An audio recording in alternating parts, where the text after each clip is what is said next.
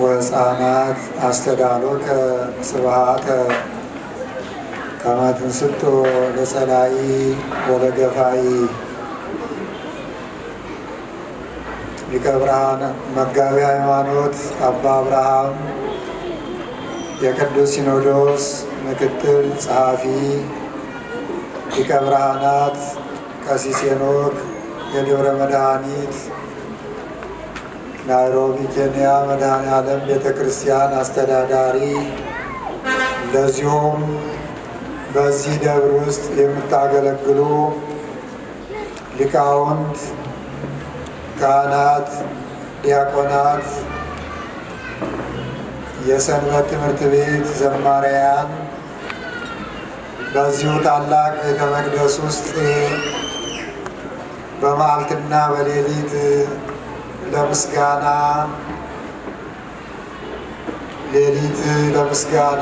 በነግ ለቅዳሴ የምትመላለሱ አባቶቻችንን አብርሃምና ይስሐቅን ያዕቆብና ዮሴፍን ተክታችሁ እግዚአብሔርን የምታመሰግኑ አባቶች፣ ወንድሞች፣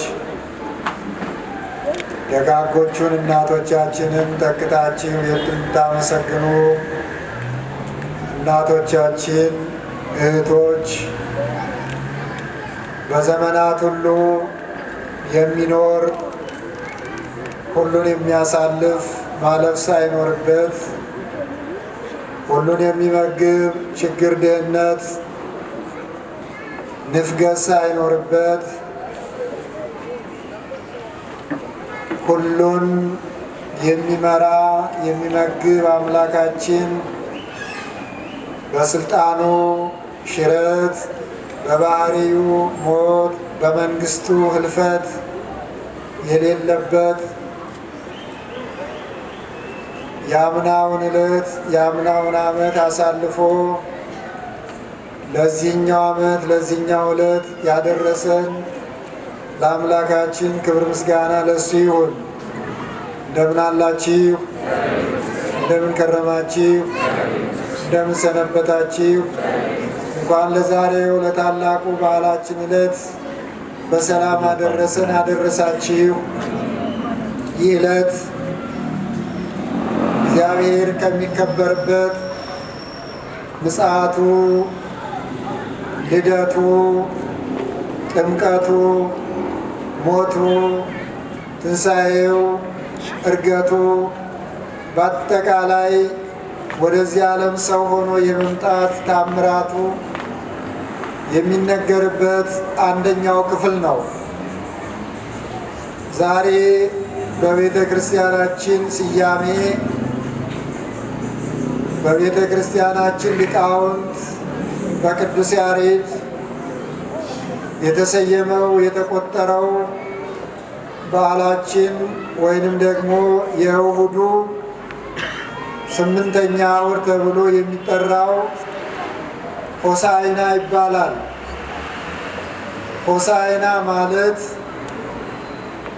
መድኃኒት ማለት ነው፣ ወይንም አሁን አድን ማለት ነው።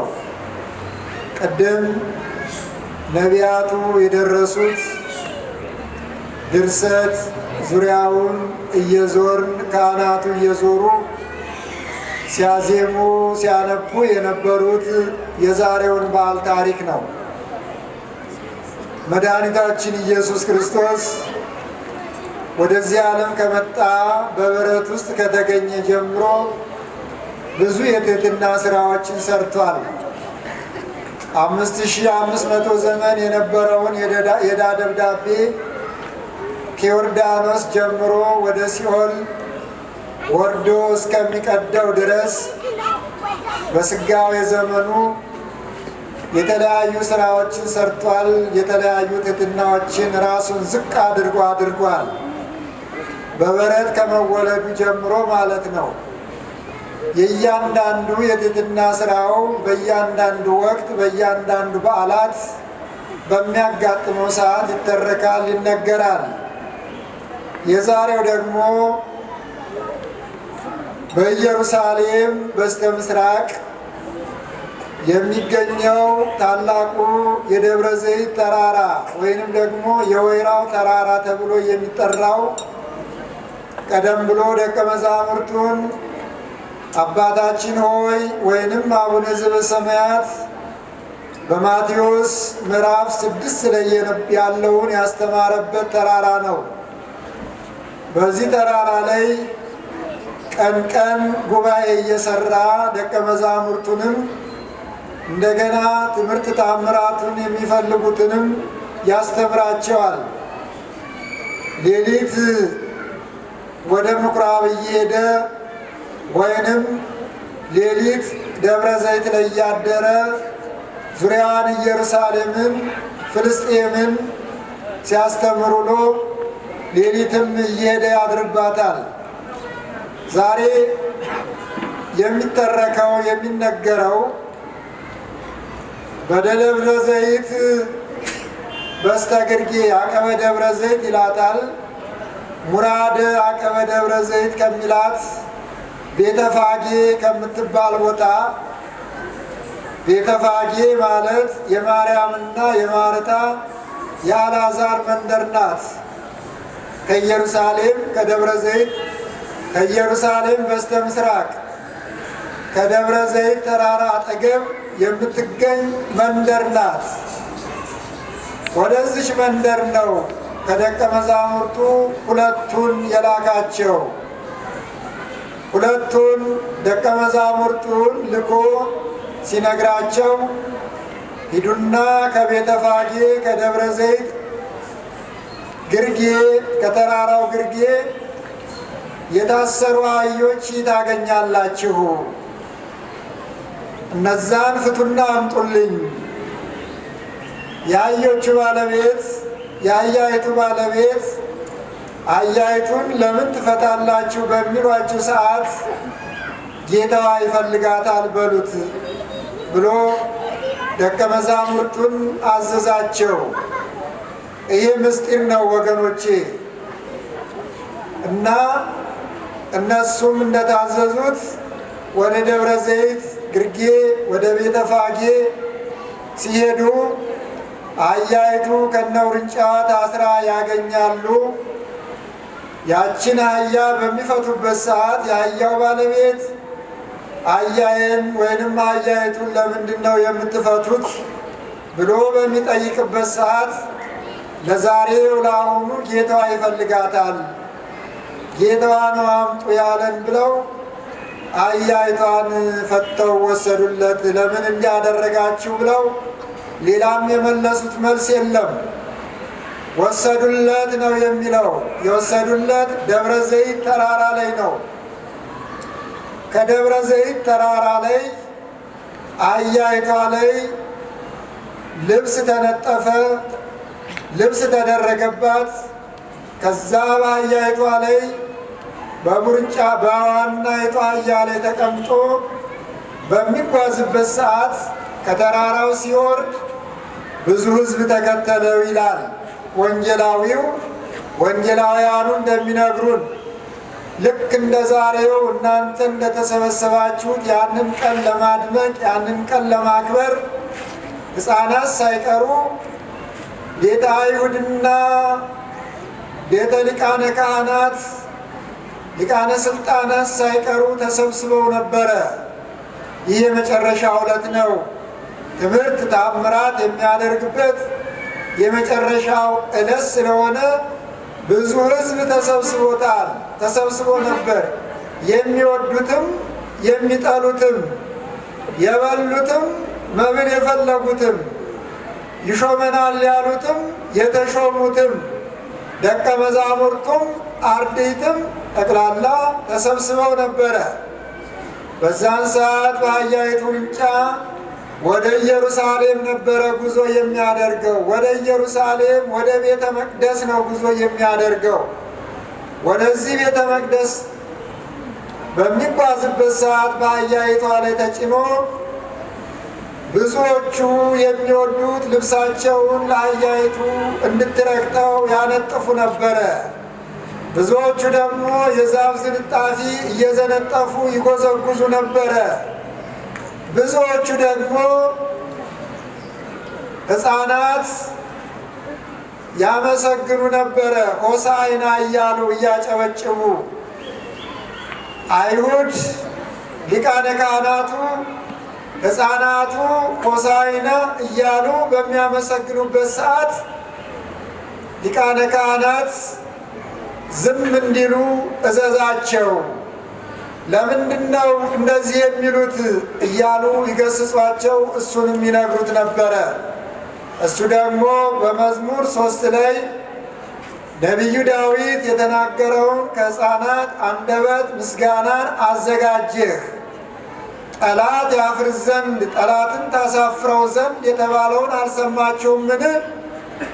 እነዚህ ሕፃናት ዝም ቢሉ እናንተ የምትረግጧቸው ድንጎች የምታዩአቸው ድንጎች ያመሰግናሉ ይላቸው ነበረ። ሕፃናቱም እየዘመሩ ወደ ኢየሩሳሌም ወደ ከተማው ደረሱ እና አህያይቷ ላይ ተቀምጦ እነሱ እየዘመሩ ሕፃናቱ እየዘመሩ ልብሳቸውን እያነጠፉ የዘንባባ ዝንጣፊ እየዘነጠፉ በእግዚአብሔር ስም ይመጣል የተባለው የተባረከ ነው፣ ቡሩክ ዘይመጽእ በስመ እግዚአብሔር እያሉ ያመሰግኑ ነበረ። በዚህ መልክ ቤተ መቅደስ ኢየሩሳሌም ደረሱ። ኢየሩሳሌም ቤተ መቅደስ ውስጥ ገብቶ ወደ ቤተ መቅደስ ውስጥ እየገባ በቤተ መቅደስ ውስጥ የሚደረገውን የሚሸጠውን የሚለወጠውን እንስሳቱን ዛሬ ሲገስጽ ለሁለተኛ ጊዜ ነው። ምኩራብ በሚባለው እንደዚሁ ወደ ቤተ መቅደስ ገብቶ የሚሸጡ የሚለውጡ የሚገዙ ርግቦቹን እንስሳቱን ከቤተ መቅደስ ውስጥ አስወጥቷል። ሰምታችኋል። ዛሬ ደግሞ ለሁለተኛ ጊዜ ነው ወደ ቤተ መቅደስ ውስጥ በአህያይቷ ውርንጭላ ተጭኖ ሲገባ። 3 ጊዜ ቤተ መቅደሱን ምኩራቡን አህያይቷ ላይ ተቀምጦ ዞረ ነው የሚለው። ከዛን በኋላ አስተማራቸው ስለ ቤተ መቅደሱ ክብር፣ ስለመጣበት ዓላማ። ቤተ መቅደሱ የምስጋና የቅዳሴ የውዳሴ ቤት እንጂ የመሸጫ የመለወጫ የመነገጃ ቤት አይደለም ብሎ ርግብ ሻጮቹን ርግቦቻቸውን አባረረ፣ እንስሶቻቸውን ፈቶ ለቀቀ፣ ወርቃቸውን ገለበጠ፣ ማዕዳቸውን አንከባለለ፣ ጅራፍ ሰርቶ ከዛ የሚያስፈልገውን ሁሉ አስወጣ እና ዛሬ የሚተረጎመው ይሄ ነው ወገኖቼ። ማቴዎስ በምዕራፍ 21 ይነግረናል። ማርቆስ በምዕራፍ 11 ይነግረናል። ሉቃስ በምዕራፍ 19 ይነግረናል። ዮሐንስ በምዕራፍ 12 ይነግረናል። ጠቅላላ 4ቱም ወንጌላውያን ስለዚህ ዕለት ስለዚህ ሰዓት ይናገራሉ፣ ይመሰክራሉ። በዚህ መሰረት ቅድስት ቤተ ክርስቲያናችን የመድኃኒታችን የኢየሱስ ክርስቶስን በዓል አበይት በዓላት ብላ 9 በዓላት ወስና ከ9ኙ በዓላት አንዱ ሆሳዕና ነው።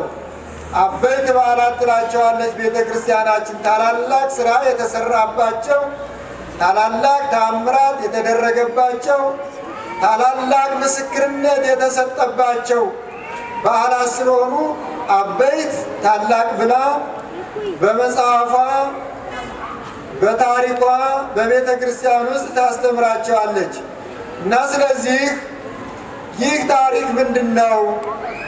አህያይቱ አህዮቹ ምንድን ናቸው? ሂዱ አምጡ የተባሉትስ ለምንድን ነው? እሱስ በአህያ ላይ ለምን ተቀመጠ? ወደ ኢየሩሳሌምስ በአህያ ላይ ሊገባ ለምን ፈለገ? ከኢየሩሳሌም ከደብረ ዘይት ኢየሩሳሌም 60 ምዕራፍ ነው። 60 ምዕራፍ ማለት ዛሬ በኪሎ ሜትር ወይንም ሲከነዳ ሲለካ 13 እና 15 ኪሎ ሜትር የሚሆን ማለት ነው።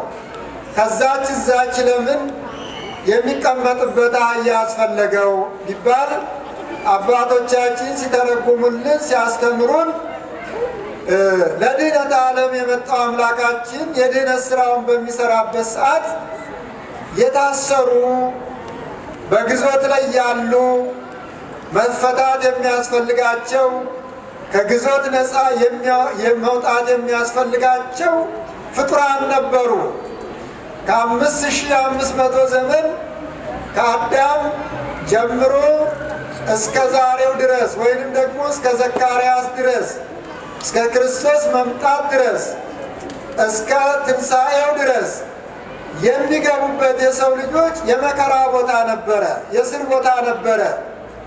እንደተነገረው አዳምና ልጆች የልጅ ልጆቹ ተፈርዶባቸው በሲኦል ውስጥ ነበረ የሚኖሩት። አዳም የዲያብሎስ አገልጋይ ነው፣ ባሪያ ነው። ሔዋን የዲያብሎስ አገልጋዩ ናት፣ ባሪያው ናት ተብሎ ተፈርዶባቸው በሲኦል ይኖሩ ነበረ። ሁለቱ አህዮች በምሳሌነት የቀረቡት የታሰሩት የአዳምና የሔዋን ምሳሌ ናቸው። ክርስቶስ በከበሩ እስራኤላውያን ቤተ መንግሥታት በሚቀመጡባቸው በሰረገላ አልተቀመጠም። በሚያምሩ ፈረሶች በቤት ውስጥ በሚቀለቡ አልተቀመጠም። በተናቁት አህዮች ነው የተቀመጠው። ለምን? አዳም አባታችን፣ ሔዋን እናታችን በመላእክት ዘንድ ተንቀው፣ በቅዱሳን ዘንድ ተንቀው የሰው ልጅ በሰይጣን ገዥነት በሰይጣን እየተረገጠ ይኖር ነበረ። በተዋረዱት አህዮች የመሰላቸው በተዋረዱት አህዮች ላይ የተከበረው አምላክ ተቀምጦ የተዋረዱትን ወገኖቻችንን ነፃ ሊያወጣቸው ከሲኦል ሊፈታቸው ዋዜማው ስለሆነ በአህያይቷ ላይ ተቀመጠ። ሁለቱ ሐዋርያት የካህናት ምሳሌ ናቸው። ካህናት አባቶቻችን እንደተነገረው በፊልጵስዩስ ቂሳርያ ለቅዱስ ጴጥሮስ በምድር ያሰርከው በሰማይ የታሰረ ይሆናል፣ በምድር የፈታኸው በሰማይ የተፈታ ይሆናል ብሎ ስልጣን የተሰጠው ቅዱስ ጴጥሮስ የመንግሥተ ሰማያት ሁለቱ ሐዋርያት ወይንም አህያዎቹን እንዲፈቱ የታዘዙ ሐዋርያት አባቶቻችን ናቸው። ከኃጢአት መፍታት የኃጢአት ስርየት መስጠት ስልጣን እንደተሰጣቸው የታሰሩት አዳምና ሔዋን በክብር የተቀመጠባቸው የክብር ባለቤት ልብሳቸውን ያነጠፉ ሲዘምሩ የነበሩ ሕፃናት የመላእክት ምሳሌ ዘንባባው ከሲኦል ውስጥ የምስራች የመውጣት ምሳሌ ነው። ዘንባባ አባታችን ኖህ በማያህ ዘመን 40 መዓልት 40 ሌሊት በዚህ ዓለም ውሃ ከወረደ በኋላ የሰዎችን ዘር ካጠፋ በኋላ ኖህና ቤተሰቡ ብቻ ድነው ነበረ። የውሃውን መጉደል የሚነግረው ሲፈልግ ርግብን ላካት። ርግብም የውሃውን መጉደል ምልክት የወይራ ዝንጣፊ ይዛለት መጣች። ውሃው ጎድሏል፣ ዛፎች ታይተዋል ብላ የዛፍ ዝንጣፊ ይዛለት መጣች። ሐጸማያይህ ነትገማያይህ የመዓት ውሃው ጎድሏል፣ የመዓት ውሃው ነጥፏል ብላ ርግቧ ለአባታችን ለኖህ የወይራ ዝንጣፊ ይዛለት መጣች። ያም የ5500 ዘመን የመከራ ዘመን የማለፉ ዘመን ነው እና ያ ቀጤማው የወይራው ዝንጣፊ የመዓት ውሃው መጉደሉ፣ የዘንባባው ዝንጣፊ ደግሞ የሲኦል የወገኖቻችንን መውጣታቸው ምሳሌ ስለሆነ ዛሬ አባቶቻችን ካህናት የወይራ ዝንጣፊ ይዘው እየዘመሩ ይህንን ዕለት ያከብራሉ። ሆሳዕና በአርያም በአርያም ያለህ መላእክት ሊሸከሙ የማይችል ኪሩቤል ክንፋቸውን ዘርግተው የእሳት ዝንፋቸውን ዘርግተው የሚያመሰግኑህ እሳት መጋረጃ የማይሆን አምላክ እያሉ በአህያ ውርንጭላ በተዋረደችው ሰው በማይፈልግባት ወገቧ በሚመለጠው ድንጋይ፣ እንጨት፣ ውሃ በሚጭኗት አህያ አምላካችን ተቀምጦ ወደ ኢየሩሳሌም ገባ። ይህም የትሕትና ምሳሌ ነው። ትሕትናውን በዚህ ገለጸልን። ሰሞኑን ደግሞ በተለያየ መልኩ ትሕትናውን ይገልጽልናል። ዛሬ አምላካችን ትሕትናውን ያሳየበት ዝቅ ብሎ በአህያ የተቀመጠበት አዳምና የዘር ዘሩን በታሰሩት አህዮች ምሳሌነት የፈታበት የተፈታንበት ዕለት ነው እና ከዚህ ቀጥሎ ሰሞኑን ደግሞ ነገረ ሕማማቱ፣ ነገረ መከራው፣ ነገረ ስቅለቱ፣ ነገረ ትንሣኤው ይነገርበታልና የእግዚአብሔር ቤተሰቦች ይሄ ዕለት ይመስላል እና እኛም ከዛሬው ዕለት ትሕትና፣ ፍቅር እንድንማር ነው። ሕፃናቱ አመሰገኑት፣ ታላላቆቹ ደግሞ ዝም በላሉት። ዛሬም ሰዎች ሲያመሰግኑ ዝም በሉ የሚሉ አሉ ወገኖቼ። ነገር ግን እኛ ዝም ብንልም መላእክት ያመሰግኑታል፣ ቅዱሳን ከበው ይዘምሩለታል፣ ታላቅነቱን ይናገራሉ።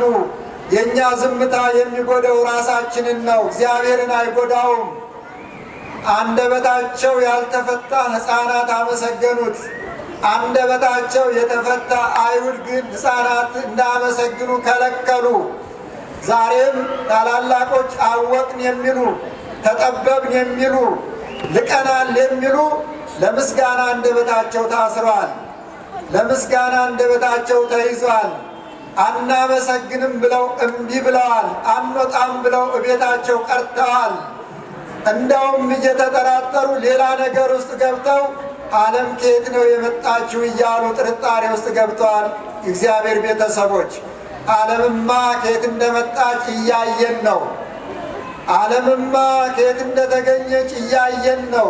ሲነጋ ሲመሽ ሲፈጥር ሲገድል ዓለም በዚህ መልክ እግዚአብሔር ሲያስተዳድራት እያየን ነው እና ስለዚህ እግዚአብሔር ቤተሰቦች ለምስጋና ያልታደሉት አይሁድ ለምን ታመሰግናለህ አሉት። ለምስጋና የታደሉት ሕፃናት ደግሞ አመሰገኑት። ሕፃናት በመላእክት ይመሰገናሉ። ልባቸው ንጹሕ ነው፣ ክፋት የለባቸውም፣ ተንኮል አያስቡም።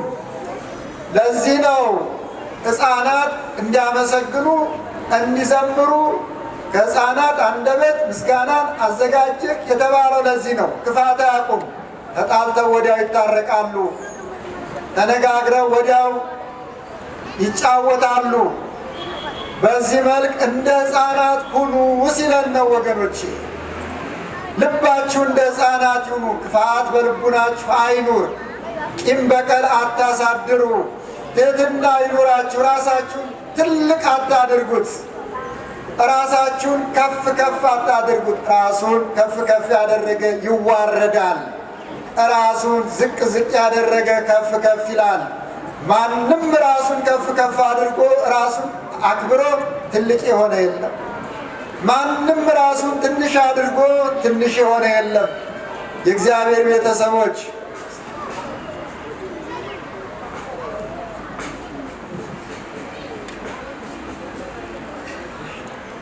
እና ዛሬ ትሕትና የተማርንበት አዳም የዘርዘሩ የልጅ ልጆቹ የተፈቱበት አምላካችንን በሰረገላ ኪሩቤል የሚቀመጠውን በአህያ ውርንጭላ ላይ ተቀምጦ ያየንበት ነው። ይሄ ሁሉ ለእኛ ነው። ይህ ለእኛ ተደረገ፣ ይህ ለእኛ ሆነ፣ ይህ ለእኛ ተፈጸመና ስለዚህ ዛሬም እኛ ይህንን አራያና ምሳሌ ሆነን የትሕትና የፍቅር ባለቤት ስንጣላ መታረቅ፣ ይቅር ማለት፣ ይቅርታ መጠየቅ፣ እንደ ሕፃናት መሆን፣ ቂም፣ በቀል፣ ተንኮል፣ ክፋት ከልቡናችን ማስወገድ ይህ ነው ከእኛ የሚጠበቀው። ከዛ በኋላ እግዚአብሔር ተዋርዶ ወደ እኛ ቤት ይመጣል። ወደ ቤተ መቅደስ ገባ ይላል። ወደ ቤተ መቅደስ ገብቶ የለዋጮችን የገበያዎችን ገበታቸውን ገለበጠ፣ ማዕዳቸውን በታተነ፣ እንስሳቸውን አስወጣ። ሰሎሞን የሰራው ቤተ መቅደስ አይደለም። ቤተ መቅደሱ ምሳሌ ነው። ቤተ መቅደሱ የኛ ልቡና ነው፣ የኛ ሰውነት ነው። ይህንን ቤተ መቅደስ አፈርሰዋለሁ፣ በ3 ቀንም አስነሳዋለሁ ብሎ ሲጠይቅ ይሄ ቤተ መቅደስ እኮ 48 ዓመት ሲሰራ ቆይቷል፣ እንዴት በ3 ቀን ታስነሳዋለህ አሉት። እነሱ አልገባቸው ነበር። ቤተ መቅደስ ማለት የሰውነቱ ነው። የእኛ ሰውነት ቤተ መቅደስ ይባላል። የምስጋና ቤት ይባላል። የውዳሴ ቤት ይባላል። የይቅርታ ቤት ይባላል። የመንፈስ ቅዱስ ቤት ይባላል። የእኛ ሰውነት እኛ የተሰራ ነው ለእግዚአብሔር ቤተ መቅደስነት ነው። ይህንን ግን አላወቅነው። የእግዚአብሔር ቤተ መቅደስ መሆናችንን አላወቅነው። ራሳችንን እናመጻድቀዋለን። በራሳችን ሰውነት እንታበያለን። በራሳችን ሰውነት እንኮራለን። በመልካችን እንኮራለን። በሀብታችን እንኮራለን። በቤታችን እንኮራለን። እግዚአብሔር በእንደዚህ ያለው ቤተ መቅደስ ውስጥ አይገባም። የእግዚአብሔር ቤተ መቅደሱ እንሁንለት። እግዚአብሔርን እናስገባው፣ እናስተናግደው። ናግባ እንበል። ቤተ መቅደሱን እናጽዳለን። የእግዚአብሔርን ቤተ መቅደስ አታርክሱ ነው የሚባለው። በክፋት አታርክሱት፣ በኃጢአት አታርክሱት፣ በበደል አታርክሱት፣ በመገፋፋት አታርክሱት፣ በመጠላላት አታርክሱት። እናንተ ወንድማማቾች ናችሁ።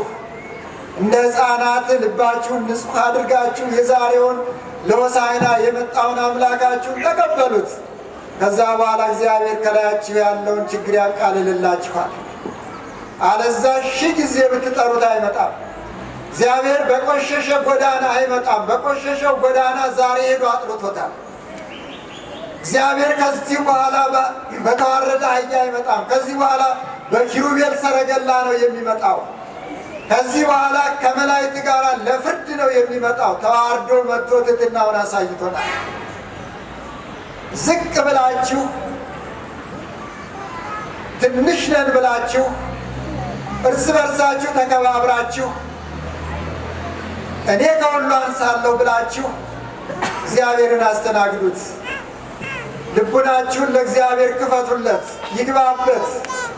ሐዋርያው እንደተናገረው እናንተ የእግዚአብሔር ንጹሕ መቅደሶቹ ሁኑ። ስለዚህ ነው ከዛ በኋላ እግዚአብሔር በመንግሥቱ ያኖረናል፣ ለርስቱ ያጨናል፣ ለቤቱ ይመርጠናልና። ስለዚህ ዛሬ ይመስላል የእግዚአብሔር ቤተሰቦች እንኳን ለዚህ ቀን አደረሳችሁ። ለዓመቱም በሰላም ያድርሳችሁ። አሜን። ለዓመቱም በሰላም ይጠብቃችሁ። ታላላቆቹ ታናናሾቻችሁን አክብሩ።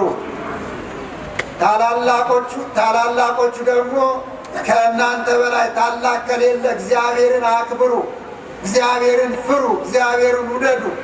በቆማችሁበት ሁሉ እግዚአብሔርን ስሙን ጥሩ። ከዛ በቆማችሁበት በችግራችሁ ሁሉ እግዚአብሔር ፈጥኖ ይደርስላችኋል። የእግዚአብሔር ጎረቤቶች ሁኑ፣ የእግዚአብሔር ቤተሰቦች ሁኑ። ከዛ እጃችሁን ይዞ ከእሳት ውስጥ ያወጣችኋል፣ ከመከራ ያድናችኋል። በባዕድ ሀገር ሞገሱን ይሰጣችኋል፣ በባዕድ ሀገር ያነግሳችኋልና እግዚአብሔር ይህን ይመስላል። በአህያይቱ ውርንጭላ ተጨኖ ወደ ቤተ መቅደሱ የገባ ወደ እኛ ቤተ መቅደስ ነው የገባው። በቤተ መቅደሱ ስተቀበሉት ቅድም በቅዳሴው በቁርባኑ ሰዓት መጋቢ ሃይማኖት አባ አብርሃም ስለ ቁርባን ያስተምሩ ነበረ። በጣም በኃይለኛ ይናገሩ ነበረ። አይተው ነው በጣም በራሳችን እንደምንጨክን እኛ መድረክ ላይ እያለን በራሳችን ምን ያህል እንደምንጨክን እያየን ነው። ክርስቶስ ይህንን ሁሉ ስራ ሰርቶልን ከመንበሩ ወርዶ ኑ ሲለን ዝም ብለን እናየዋለን። ይህ የጭካኔያችን ምልክት ነው። ሁለተኛው ደግሞ አሁን ባልና ሚስት ከተጋቡ በኋላ በትዳር ከከበሩ በኋላ ስጋው ደግሞ ለመቀበል ምንድን ነው የሚከለክላቸው? ስራ ነው? ንግድ ነው? መኪና መንዳት ነው? አይደለም። ትልቁ እሳቤ ምንድን ነው? ገና ኃጢአትን ሰርቼ አልጨረስኳትም፣ በቃ ኃጢአትን ገና ሰርቼ አልጨረስኳትም። ኃጢአት ድግስ አለብኝ ነው፣ ሌላ የለም። አሁን ሌሎችን አይታችኋል። ወደ ኮፕት ቤተክርስቲያን ስትሄዱ ሁሉም ተዘጋጅቶ ነው የሚቀር። የእኛ ወገኖች ግን በጣም የሚገርመው በውጭ ይመለሳሉ። የተሰቀለውን ሳያወርዱት አህያይቱ ርጭላ አህያይቱ ላይ እንዳዩት ይመለሳሉ። ራሳቸውን ዝቅ ሳያደርጉለት እሱ ዝቅ አድርጎ መጣ። እባካችሁ ወገኖቼ ኃጢአቱ ይብቃል። ሚስት የሌላችሁ ባል የሌላችሁ አግቡ። የተጋባችሁ ደግሞ ቅድስናችሁን ጠብቁ። ምንድነው ለኃጢአቱ ዋዜማ መዘጋጀት? ምንድነው ለክፋቱ ዋዜማ መዘጋጀት? ምንድነው ወንድምን ለመጥላት፣ ወንድምን ለመክሰስ፣ ወንድምን ለመግደል መዘጋጀት? ምንድነው ጥቅሙ? እጃችሁን አንጹት፣ ሰውነታችሁን አንጹት፣ ንጹሑን ክርስቶስን ቅረቡት። ከአህያይቱ ላይ አውርዱት፣ ከመስቀልም ላይ አውርዱት። ተቀብለናል፣ ቤተ መቅደስ ሆነሃል በሉት። እሺ በሉ። እግዚአብሔር እሺ ይበላችሁ። እሺ እንኳን አትሉም። ያው በፊቱ እየዋሻችሁ ትገባላችሁ። ይሁን እና እግዚአብሔር ይባርካችሁ፣ እግዚአብሔር ይጠብቃችሁ፣ ለዓመቱ ያድርሳችሁ።